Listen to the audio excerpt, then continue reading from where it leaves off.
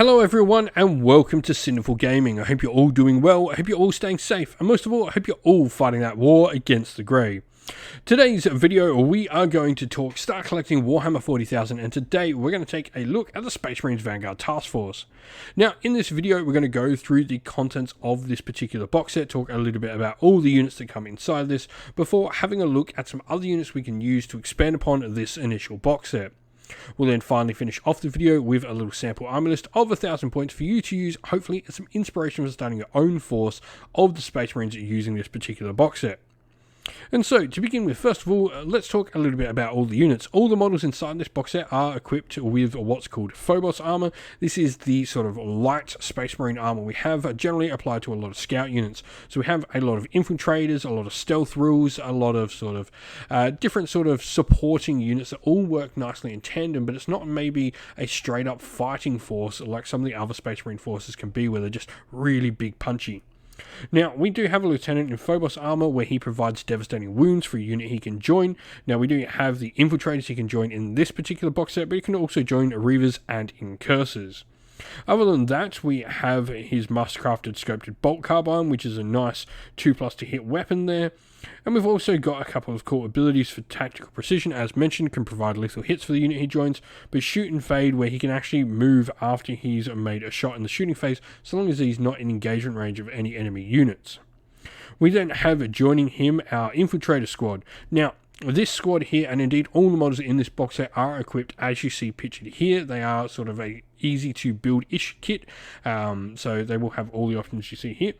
Infiltrators, though, are a really interesting unit. First of all, we're going to have obviously the Infiltrators rule, which the name would suggest, and Omni Scramblers, meaning your opponent's units can actually not set up within 12 inches of this model, making them really cool with that Infiltrators ability, zoning out large swaths of no man's land.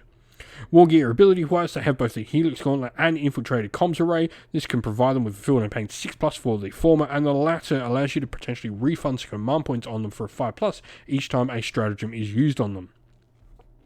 Joining them, we then have 3 Eliminators. These are a sniper unit, and we've got some fun abilities here. First of all, the reposition under covering fire, where effectively after the unit's shot, it can make a move so long as the Eliminator Sergeant is equipped with an Instigator Bolt Carbine, which from this particular box set, he is. And we've also got Mark the Target, where we can gain devastating wounds if we remain stationary.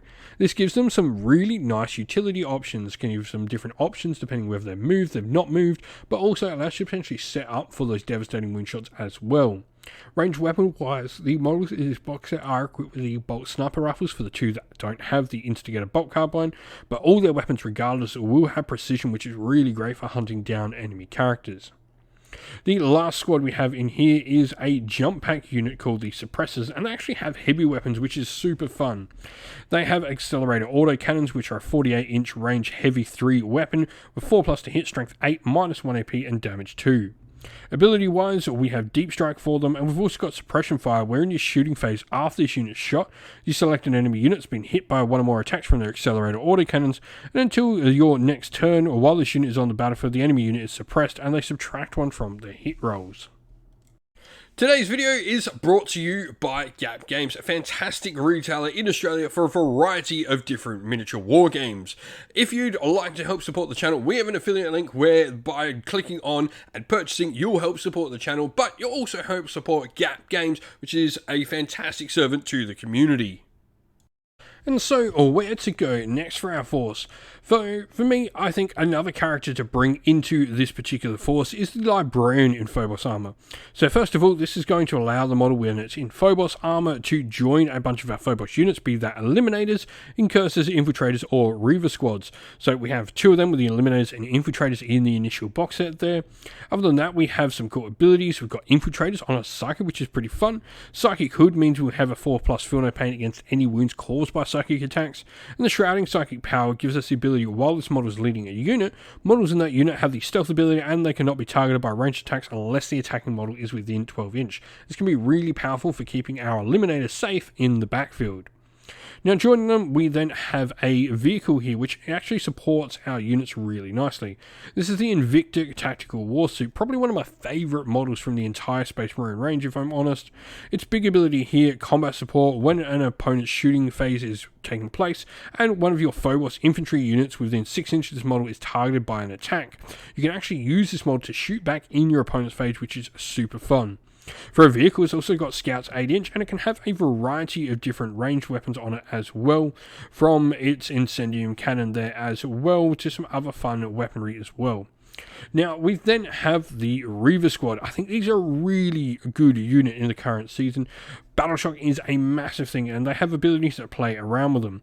Terror Troops is an aura where enemy units within 6 inch -1 from any Battleshock test they take, and Fearsome Assault as well means after they charge, they actually cause your opponent to have to take a Battleshock test as well. War gear ability wise, grapnel launchers allow them to ignore vertical distance movement, and if they take grav shoots, they can gain the deep strike ability on top of their Scout 6-inch as well, which gives you some really nice utility options for them. Ranged weapon wise, they will have the special issue bolt pistols, which have precision standard, though they can go to bolt carbines, which also will have precision as well. Melee weapon wise, combat knives, and they have precision again. A lot of stuff in your force here will potentially, if you're taking these, have access to a ton of precision attacks. Now lastly, I'm bringing in another unit. This is the Storm Speeder Hailstrike. I think this really goes nicely with sort of the whole way this army plays, with a lot of supporting pieces here and there. And its big ability with Hailstrike is it can actually help if it shoots an enemy unit, your other units that target that same enemy unit can gain an extra point of AP.